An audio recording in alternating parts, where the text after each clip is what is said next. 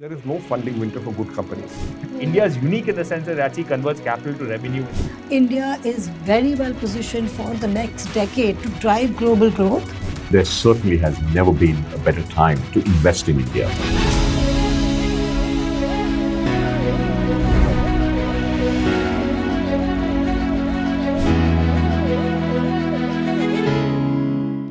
So funding trends tend to be cyclical, and this is no different. We have seen cycles before, we will see cycles again.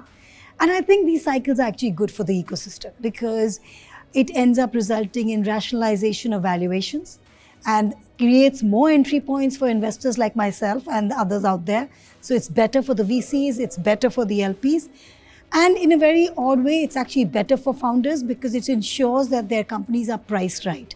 And if they are priced right, they're in a better position to have funding rounds in the future, which positions them well for constant up rounds. We've seen many cases where in a frothy environment, things get valued too high and that valuation does not sustain. And that's not good for both the investors and the founders. So I think in the long run, getting good businesses that are well priced and are healthy is very good. The other effect of this funding winter is it has forced founders and entrepreneurs to focus more on profitability and reduce cash burn. That means we're building healthier businesses.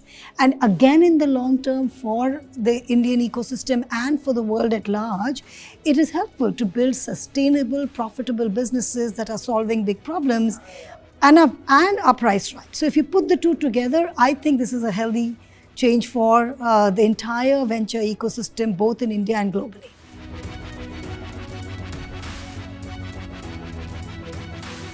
No, not exactly. Actually, people talk about a slowdown. I think what's happening is investors are becoming more selective about which deals they back. So if you need to be, the bar is higher. You need to be a robust, good quality business to be backed.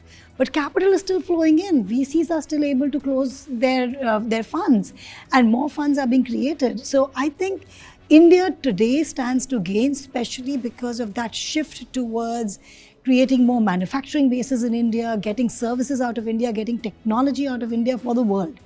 India is very well positioned for the next decade to drive global growth, and that will continue to bring capital into the country.